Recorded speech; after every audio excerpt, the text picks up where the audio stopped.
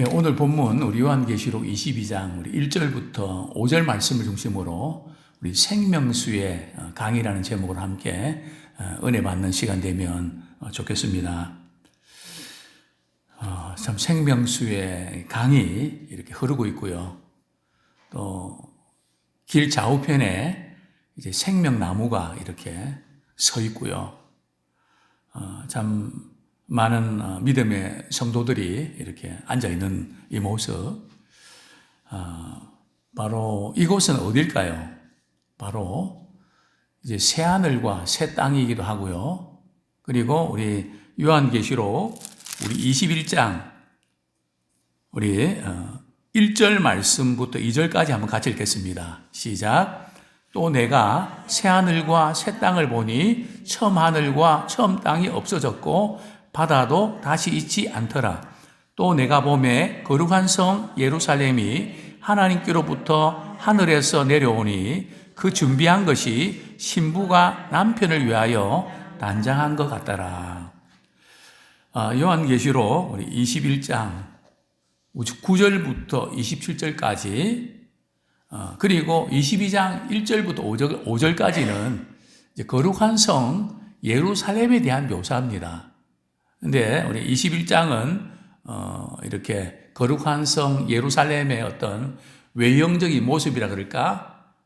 그런 부분들 좀 가시적인 것을 이렇게 묘사했다면 22장 1절부터 5절까지는 거룩한 성 예루살렘의 어떤 특징, 또 우리 거기에 들어간 생명체 이름이 기록된 사람들이 누리는 축복, 그 부분을 우리가 다루고 있는데요.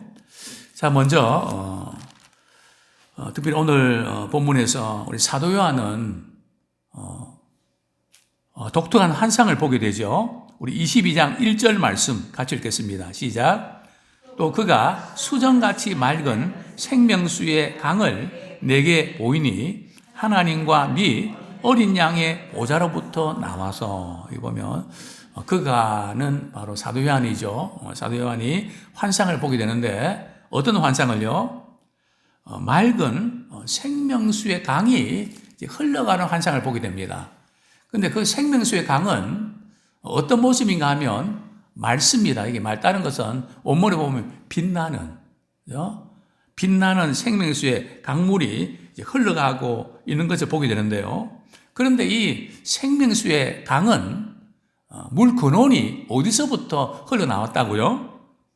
하나님과 및 어린 양의 보좌로부터 나와서. 그러니까 이 생명수의 근원이 하나님께로부터 왔다는 거죠. 그렇습니다. 자, 이 생명수의 이 강이라는 것이 여러 군데 지금 묘사되어 있는데 먼저 오늘 한 두 군데만 보겠는데요. 첫 번째는 우리 에덴 동산에서 이제 강이 흐르는데요. 에덴 동산의 상황들을 한번 보겠습니다. 창세기 2장 10절부터 우리 14절까지 2장 10절부터 우리 14절까지 우리 한번 같이 읽겠습니다. 우리 10절부터 시작. 강이 에덴에서 흘러나와 동산을 적시고 거기서부터 갈라져 네 근원이 되었으니 첫째 이름은 비손이라 금이 있는 하울라 온 땅을 둘렀으며 그 땅의 금은 순금이요 그곳에는 베델리엄과 호마노도 있으며 둘째 강의 이름은 기온이라 구스 온 땅을 둘렀고 셋째 강의 이름은 히데겔이라 아수르 동쪽으로 흘렀으며 넷째 강은 유브라데더라. 이제 이 강이 이제 에덴 동산에서도 이제 강이 흐르고 있는데요. 자, 두 번째로 이제 이 생명수의 이 강에 대한 언급을 한 성경 구절이 있는데요. 에스겔서 47장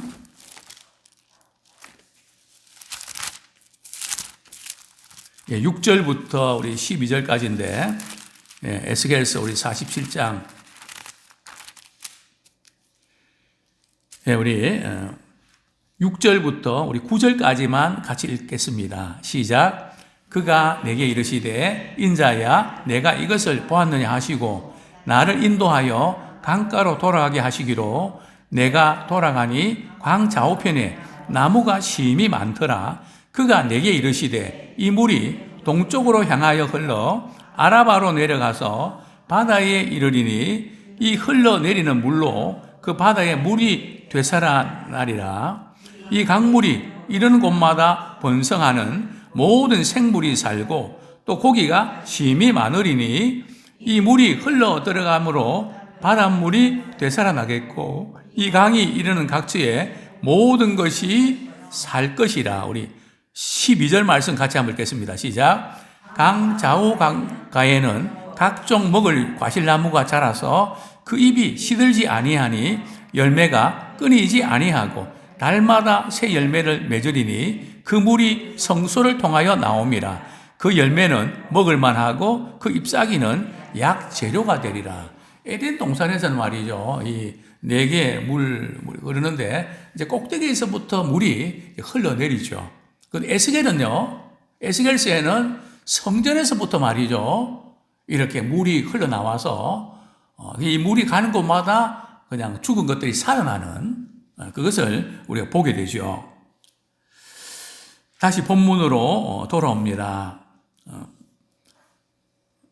요한계시록 22장 1절에 보면 맑은 생명수의 강을 내게 보이니 하나님과 및 어린 양의 보좌로부터 나와서 그 생명수 어디서부터요? 우리 하나님의 보좌로부터 나왔다는 거죠. 그래서 생명의 근원은 누구에 있다고요? 하나님께 있다는 겁니다. 예레미야에서는 그런 말씀이 나오죠. 여호와를 버리는 것이 악이요 고통이다. 생명의 근원이 누구에 있다고요? 하나님께 있다. 여호와께 있다. 이렇게 말씀하고 있습니다. 그래서 항상 우리는 하나님과 연결되어 있지 아니하면 죽은 것과 다름이 없다는 거죠. 그렇습니다. 자, 우리 2절 말씀 우리 같이 한번 읽겠습니다. 시작. 길 가운데로 흐르더라. 강 좌우에 생명나무가 있어 12가지 열매를 맺되 날마다 그 열매를 맺고 그 나무 잎사귀들은 만국을 치료하기 위하여 있더라. 자, 이 생명수의 강이 말이죠. 길 가운데로 아까 보셨지만 길 가운데로 흐르고 있다는 거죠. 생명수의 강은 흘러야 됩니다. 이게 무슨 의미인가 하면 오늘 불렀던 우리 찬양처럼 영생을 누리며 주 안에 살리라 하는 그 가사처럼 말이죠. 우리가 예수 믿고 우리 영생을 얻는 것은 우리가 처음 예수 믿고 우리 거듭날 때 그때만 생명이 반짝하다가 그리고 그냥 교회에서 봉사하고 또 인간관계에서 시험 들고 뭐 이러다가 그냥 생명이 희미해지고 그러다가 이제 그렇게 하다가 죽어서 이제 다시 살아나는 그런 것이 아니라는 거죠. 생명수의 강물은 우리 흘러야 된다는 거죠. 그래서 우리가 이 생명수의 강은 무엇을 의미할까요? 생명수의 강이 의미하는 것은 말이죠. 생명을 주는 강이잖아요. 그래서 생명수의 강은 바로 영생을 의미합니다. 영원한 생명을 의미하는 것이죠. 그래서 우리는 예수 믿는 그날부터 주님 앞에 서는 그날까지 뭘 누리라고요? 영생을 누리며 주 안에 살리라. 처음 예수 믿고 그때만 영생이 있는 게 아니고요. 신앙은 뭘까요? 이전에 제가 소개한 책이 있는데 신앙이 뭔가 하면 내 영혼 안에 있는 하나님의 생명입니다. 건물도 아니고요. 사람도 아니고요. 돈도 아니고요. 힘도 아니고요.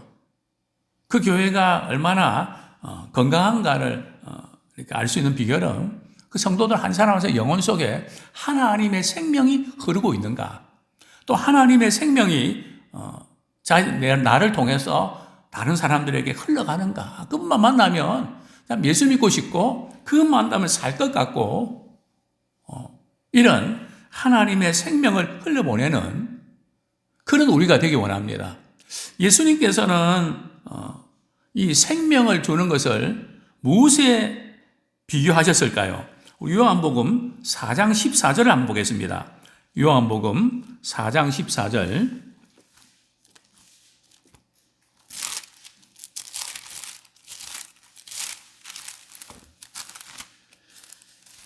같이 읽겠습니다. 시작. 내가 주는 물을 마시는 자는 영원히 목마르지 아니하리니 내가 주는 물은 그 속에서 영생하도록 솟아나는 샘물이 되리라. 그죠? 여기서 예수님께서 영생하도록 솟아나는 이 샘물은 뭔가 하면 바로 성령을 가리킵니다. 그죠? 즉 성령께서 역사하실 때 내 안에 계신 하나님의 생명이 살아 움직인다는 거죠. 그죠? 에스겔 골짜기도 말이죠. 생기가 들어가니까, 즉 말씀과 성령이 역사하시니까 살아나지 않습니까? 아무쪼록 이제 우리의 영혼이 하나님의 생명으로 가득 차서 생명을 흘려보내는 우리가 되기를 소원합니다. 생명수의 강이 이제 흐르고 있는데 길 방 좌우에 말이죠. 뭐가 있다고요? 생명 나무가 있습니다. 생명 나무 하면 생각나는 그런 성경 구절이 있죠.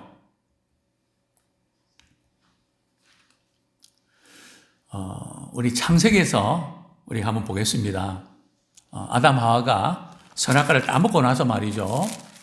하나님께서 아담 하와를 내쫓죠. 그죠? 내쫓는 이유가 뭐였을까요? 우리 창세기 3장 22절 말씀. 시작. 여호와 하나님이 이르시되 보라 이 사람이 선악을 아는 이래 우리 중 하나같이 되었으니 그가 그의 손을 들어 생명나무 열매도 따먹고 영생할까 하노라 하시고. 그리고 에덴 동산에 내쫓잖아요. 참 아담 하와가 선악과를 따먹었던 이 사건, 즉 하나님의 말씀에 불순종했던 사건은 엄청난 사건이었습니다. 왜냐하면 선악을 아는 일에 말이죠. 참여하게 된 거거든요. 이 선악을 아는 일에 참여하게 됐다는 것은 바로 인간의 갈등과 고뇌가 시작됐다는 겁니다. 자, 이럴까 저럴까 이게 맞나 틀리나. 그죠? 선악을 아는 이런 갈등 구조가 생겼다는 거죠. 사실 우리 믿음의 사람들이 너무 어떤 문제에 대해서 이렇게 골똘히 생각하고 지나치게 생각하고 또 그것을 되짚고 막 그러면서 그렇게 하는 거 좋지 않습니다. 그게 뭐 이렇게 이론적인 것이 아니고요. 제가 실제로 그런 것을 오랫동안 경험했습니다. 우리 자신을 아무리 이렇게 분석하고 심정 뭐 이렇게 분해해도 우리는 죄성이 있기 때문에 말이죠. 육신의 생각은 사망이지 거기는 답이 없습니다. 그래서 이제 하나님께서 아담과 하와를 말이죠. 에덴 동산에서 내쫓은 것이 좀 너무하다고 생각하는 분들 계세요? 저는 말씀을 중요하면서 말이죠. 야, 하나님께서 아담 하와를 말이죠. 에덴 동산에서 내쫓은 것이 얼마나 감사한지 모르겠다. 왜 그런지 아세요? 에덴 동산에 있다가 말이죠. 생명나무 따먹으면 어떻게 됩니까? 그죠? 우리 죄성을 가진 채 말이 고통과 슬픔과 저주와 이런 아픔과 이런 걸 가진 채 영원히 산다고 생각해 보세요. 요즘 100세 시대라 그럽니다. 무슨 보험을 들 때도 뭐 100세가 아니고 120세. 여기 계신 분들 120세 살고 싶으세요? 그것도 참 건강하면 모르지만 아파갖고 말이죠. 정말 그건 그렇게 사는 게. 그래서 저는 연세드신 분들을 이렇게 섬기고 목회하면서 그분들이 기도 제목이 뭔가 하면 자녀들에게 폐를 끼치지 않고 신경 쓰게 하지 않고 그렇게 죽음을 맞게 해달라고 제게 기도를 부탁합니다. 짐이 될까 봐. 모든 부모님들이 공통된 기도 제목 아닐까요? 그래서 에덴 동산 내쫓은 거, 그죠? 얼마나 감사한지, 그죠? 이 상태로 이렇게 영원히 산다고 한번 생각해 보세요. 그 영원한 고통이잖아요. 그죠? 그래서 내쫓고 그냥 70이고 80 거기에서 끝나겠다는, 그것이 이제 우리 하나님 우리를 잘 아시니까 그렇게 하신 것이죠. 자, 그런데 이 새하늘과 새 땅, 거룩한 성 예루살렘에는 말이죠, 이제는 그런 것이 없죠. 오늘 보면 강작에 무슨 나무가 있다고요? 생명나무가 있다는 거죠. 그죠? 우리가 예수 믿고 구원받아서 말이죠, 또 예수님 다시 오실 때 우리 부활해서 다시는 사망이 없고 어둠이 없고 저주가 없고 고통이 없고 눈물이 없고 사망이 없는, 그죠? 하나님의 생명과 소망과 위로와 은혜가 가득 찬 그런 삶을 하나님께서 우리에게 주고 싶어 하셨다는 거죠. 강자우에 이제 생명 나무가 있는데요. 그런데 그 나무에는 이제 열매가 맺혀야 되는데, 나무에 말이죠, 열매가 몇 가지가 맺힌다고요? 12가지가 맺힌대요. 나무에는 열매가 몇 가지가 맺힙니까? 한 가지 열매만 맺히죠. 포도나무는, 그죠? 포도나무만 열리지. 12가지가 이렇게 열매가 맺힌다는 것은 참 놀라운 일이죠. 그러니까 달마다 말이죠, 열매가 바뀐다는 거예요. 한 번은 사과나무였다가 사과 열렸다가, 하나는 포도가 열렸다가, 한번 생각해 보세요. 자, 그런데 참 이런 12가지 열매를 이렇게 맺는데, 이 12가지 열매가 진짜 우리가 말하는 과실수일까요?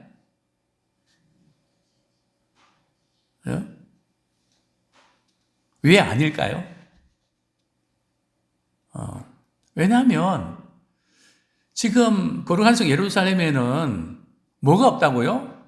해와 달이 없잖아요. 해가 없으면 열매가 맺힐 수 있나요? 그죠? 여기서 지금 말하는 이 열매가 이렇게 12가지 열매 맺었다는 것은 뭐 이렇게 아까 제가 이야기했던 그런 열매들이 그냥 바뀌어지는 단순한 그런 차원이 아니고, 우리 하나님이 우리에게 주신 이 영생은, 생명은 풍성한 열매를 맺는다는 거죠. 그 어떤 분은 그러더라고요. 목사님, 천국에서는 생활이 너무 단조로울 것 같아요. 그죠? 그렇지 않습니다. 그죠? 하나님과 깊이 교제하고 찬양하고 예배하는 이 모든 것들 가운데 참 풍성하고 다양하고 신선하고 새롭고, 그죠? 그런 것을 의미를 하는 것이죠. 뿐만 아니라 그 나무 잎사귀들은 만국을 치료하기 위하여였더라. 그죠? 나무의 그 잎사귀들이 말이죠, 만국을 치료한다. 그죠? 이건 또 무슨 의미일까요? 예수 믿고 구원받을 때에 우리 하나님이 주시는 또 회복과 또 은혜가 넘친다는 거죠. 만국을 믿는 사람 누구든지 구원함을 받는, 회복이 되고 새 생명의 역사를 누리는 그런 의미인 것을 우리는 보게 됩니다. 죄와 사망의 고통에서 완전히 벗어나는, 그죠? 오늘도 이제 그 루카스라고 하는 그 연극을 보고 왔는데요. 우리 지금 한성비 집사님, 우리 따님 이렇게 그 또 기회가 있어서 갔는데, 이렇게 뮤지컬이죠. 영화라기보다 뮤지컬인데, 그 내용이 이제 아마 장애인들을 대상으로 해서 그들이 얼마나 참 힘든 삶을 살고, 그 가운데서 이제 결혼을 하고 자녀를 낳고, 그러니까 좀 이렇게 멀쩡한 사람이 가서 그곳에 이렇게 있게 되는데, 정상적으로 볼 때는 너무 비참하고 제대로 자녀를 키우지도 못하면서 왜 자녀를 낳고 그러냐 막 그러면서 함부로 말하고 뭐 그런 어떤 것을 소재로 해서 신앙 안에서 이렇게 힘을 얻는 그런 뭐 내용인데요. 그죠? 정말 이렇게 누가 아프고 누가 좀 힘든 일들을 겪으면 얼마나 그 고통스럽습니까? 평생 매이잖아요. 그죠? 참 얼마나 힘든 시간들인데요. 그렇기 때문에 주님께서는 이 생명수의 강물이 흘러가는 그런 새하늘과 새 땅을 우리에게 선물로 주신 것이죠. 만국을 치료하는 그런 은혜를 주셨습니다. 자, 거기는 뭐가 없을까요? 우리 3절 말씀 같이 읽겠습니다. 시작. 다시 저주가 없으며 하나님과 그 어린 양의 보좌가 그 가운데 있으리니 그의 종들이 그를 섬기며. 거기에는 뭐가 없다고요? 저주가 없다는 거죠. 그죠? 아담 하와가 범죄함으로 사망이 왔고요. 죽음이 왔고 고통이 오지 않았습니까? 질병이 오지 않았습니까? 그죠? 그리고 땅이 다 이렇게 변질되고 그래서 환경 오염이 생기고요. 제가 요즘 읽고 있는 책이 병균세라고, 그죠? 앞으로 이렇게 이 세 가지가 이제 세상에 큰 안 좋은 영향을 주는데 균이 뭔가 하면은 세균이라는 겁니다. 왜 지금 이렇게 코로나뿐만 아니라 많은 질병이 왔냐? 이 저자는 분석합니다. 이렇게 이동 생활하고 뭐 이럴 때는 그게 없었다는 거죠. 근데 농경 생활을 하면서 가축들을 키웠다는 거죠. 가축들을 키우면서 가축을 통해서 세균이 인간에게 감염되는 이 경도를 통해서 이제 인간은 많은 세균의 감염을 통해서 질병으로 고통당한다. 뭐 그렇게 접근하는데 아마 그런 것 같습니다. 그죠? 이렇게 뭘 키우고 뭐 이런 어떤 부분들이 우리가 이렇게 좋은 면도 있지만 또 다른 면도 또 있는 것 같습니다. 자, 어쨌든 이 세상에는 사망이나 저주가 있는데 새하늘과 새 땅에는 빛과 생명의 역사가 우리에게 일어나는 것을 통해서 큰 위로와 힘을 얻는데요.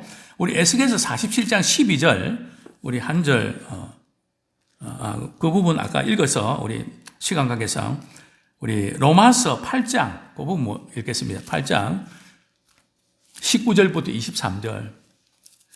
지금 모든 피조물은 어떻게 하고 있는가 한번 볼 필요가 있는 것 같습니다. 로마서 8장 19절부터 23절까지 제가 읽어드리겠습니다. 피조물이 고대하는 바는 하나님의 아들들이 나타나는 것이, 여기 피조물은 단순히 인간만 포함하는 것이 아니라 모든 피조물을 다 포함을 하는 것이죠. 피조물이 허무한 데 굴복하는 것은 자기 뜻이 아니요 오직 굴복케 하시는 이로 말미암음이라. 하나님께서 말이죠, 죄악을 가진 인간은 허무한 쪽으로 이렇게 가도록 되어 있다는 거죠. 그 바라는 것은 피조물도 썩어짐의 종로로 사는 데서 해방되어 하나님의 자녀들의 영광에 자유에 이르는 것이니라. 예수님 다시 오셔서 말이죠, 그 하나님의 자녀들이 그 썩어짐에서 해방되는 그것을 기다리고 있다는 거죠. 우리 22절, 23절 같이 읽겠습니다. 시작. 피조물이 다 이제까지 함께 탄식하며 함께 고통을 겪고 있는 것을 우리가 아느니라. 그뿐 아니라 또한 우리 곧 성령의 처음 익은 열매를 받은 우리까지도 속으로 탄식하여 양자될 것 곧 우리 몸의 속량을 기다리느라. 즉 예수님이 오실 때에 이 모든 피조물도 우리도 말이죠, 참 살아가면서 얼마나 탄식합니까? 그죠? 자녀를 키우면서 또 우리가 살아가면서 얼마나 탄식할 일이 많습니까? 그죠? 그래서 우리의 이 소망은 예수님 다시 오셔서 이 썩어짐의 종로한 데서 우리가 해방되는 그것이 진정한 우리의 소망이 됩니다. 자, 이제 우리 새하늘과 새 땅, 거룩한 성, 새 예루살렘에서는 어떤 복을 누리게 되나요? 우리 3절 하반절에 보면 그의 종들이 3절에 보면 다시 저주가 없으며 하나님과 그 어린 양의 보좌가 그 가운데 있으리니. 그죠? 왜 새하늘과 새 땅에는 저주가 없을까요? 그것은 바로 하나님과 어린 양의 보좌가 그 가운데 있기 때문에. 그죠? 하나님이 계시기 때문에 이제는 저주가 없다는 거죠. 또한 우리 신자들이 누리는 복이 뭡니까? 그의 종들이 그를 섬기기에. 그의 종들은 누굴까요? 그는 하나님의 종들이죠. 이 하나님의 종들은 누굴까요? 어떤 분은 순교자라고 해석하는 분인데 제가 볼 때는 그렇게 국한시킬 것이 아니라 여기 그의 종들은 생명책에 이름이 기록된 모든 믿음의 성도들을 가리킵니다. 그 믿음의 모든 성도들이 말이죠. 하나님을 섬기는 것. 이것이 최고의 복입니다. 우리 이 세상에 살면서도 다른 어떤 복보다 주님의 몸된 교회와 또 주님의 사랑 가지고 우리 가정에서, 직장에서 이 사회 구성원으로서 죽게 하듯 섬기며 사는 것. 이게 최고의 복이라는 것이죠. 언젠가 말씀드렸습니다. 하버드 대학에 입학하려고 그러면 공부도 잘해야 되지만 인성이 좋아야 되고요. 다른 것보다 사회에 기여도가 높아야 됩니다. 다른 사람을 위해서 얼마나 봉사하고 헌신하는가. 그것을 본다는 거죠. 그죠? 얼마만큼 섬기는가. 그것을 중요하게 여긴다는 겁니다. 우리가 이 자녀들 키우면서도 이런 부분들 다들 이제 편한 거 좋아하지, 내가 조금 섬기면서 또 다른 사람들에게 유익을 주는 이 부분들은 생각이 점점 못 미치는 시대가 아닌가. 물론 우리 젊은이들 가운데 아주 참 괜찮은 젊은이들도 있는 줄 압니다. 그 다음에 오늘 본문에 보면 우리 성도들이 그곳에 가서 누리는 복이 뭡니까? 4절, 5절 같이 읽겠습니다. 시작. 그의 얼굴을 볼 터이요 그의 이름도 그들의 이마에 있으리라. 다시 밤이 없겠고 등불과 햇빛이 쓸데없으니 이는 주 하나님이 그들에게 빛이심이라. 그들이 세세토록 왕노릇하리로다. 자, 누구의 얼굴을 본다고요? 하나님의 얼굴을 본다는 거죠. 자, 구약시대에는 하나님의 얼굴을 볼 수 있었나요? 하나님의 얼굴을 보면 죽임을 당하게 되죠. 그죠? 하나님의 얼굴을 볼 수가 없습니다. 자, 신약시대에는 하나님의 얼굴을 누구를 통해서 보여주셨나요? 예수 그리스도를 통해서. 나를 본 자는 아버지를 보았고, 그죠? 하나님을 보았고, 그죠? 거룩한 성 새 예루살렘에서는 하나님을 직접 대면하여 보는, 그죠? 참 이 은혜가 참 크죠. 나를 사랑해 주시고 나를 구원해 주시고 만물을 창조하신 그분을 우리가 바라볼 수 있다는 거 큰 특권이고 복입니다. 자, 그런데 오늘 본문에 보면 그의 이름도 누구의 이름입니까? 하나님의 이름도 그들의 이마에 대 이름이 이마에 있다는 게 무슨 뜻일까요? 그것은 바로 이마에 이름을 썼다는 것은 말이죠. 신분을 가리킵니다. 그걸 우리가 어떻게 알 수 있는가 하면 우리 출애굽기 우리 33장 대장의 그 의복에 보면 말이죠. 그걸 알 수 있는데요. 출애굽기 33장 20절, 23절 두 구절 같이 읽겠습니다.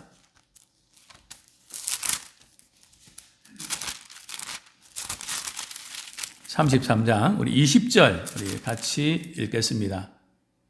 시작. 또 이르시되 내가 내 얼굴을 보지 못하리니 나를 보고 살 자가 없음이라. 23절. 손을 거두리니 내가 내 등을 볼 것이요 얼굴은 보지 못하리라. 그죠? 그리고 우리 출애굽기 28장 한번 보겠습니다. 대제사장의 옷에 대해서 28장 우리 36절 같이 읽겠습니다. 시작. 너는 또 순금으로 패를 만들어 도장을 새기는 법으로 그 위에 새기되 여호와께 성결이라 하고 38절까지요. 그 패를 청색끈으로 관이에 매되 곧 관 전면에 있게 하라. 이 패를 아론의 이마에 두어 그가 이스라엘 자손이 거룩하게 드리는 성물과 관련된 죄책을 담당하게 하라. 그 패가 아론의 이마에 늘 있으므로 그 성물을 여호와께서 받으시게 되리라. 이마에 있다는 것은 말이죠, 신분을 가르칩니다. 그죠? 그리고 하나님의 소유라는 것이죠. 그죠? 우리 성도들은 우리 하나님의 것이다. 그래서 우리가 너는 내 것이라고 하셨는데, 그죠? 그냥 우리를 맡겨주신 것이지. 그래서 우리가 어떤 부분 때문에 걱정하고 염려할 수 있지만, 우리가 지나치게 염려하는 것은 믿음이 없는 것입니다. 내가 있는데 네가 왜 그래? 그죠? 그죠? 우리가 맡길 걸 맡기고, 최선을 다할 것은 다 하고, 그래야 되는데, 그냥 우리가 그냥 뭐 다 해결하려고 그러고, 그래서 제가 상담학 강의를 하면서 늘 강조했던 그 강의 내용이 뭔가 하면, 우리의 역할은 우리 해결사가 아닙니다. 그죠? 저는 사실 목회는 해결사가 되는 것인 줄 알았거든요. 근데 그게 아니다. 그럼 뭐냐? 우리는 케어하는 겁니다. 같이 있어주고, 같이 아파해주고, 또 위로해주고, 격려해주고. 그걸 케어라 그러거든요. 고치는 분 누가 고치시죠? 하나님만이 고치신다는 거죠. You care, God's cure. 그죠? 우리는 돌봐주는 것이지, 부모도 돌봐주는 것이지, 할 수 있는 게 없을 때가 너무 많잖아요. 그죠? 뭐 해결할 수 있는 게 없잖아요. 그죠? 하나님만이 우리를 만드셨기 때문에 그분이 하실 수 있지. 우리는 그저 같이 울어주고, 웃어주고, 밥 사주고, 그죠? 같이 또 이렇게 기뻐하고, 함께 있어주고, 그 정도죠, 뭐. 그죠?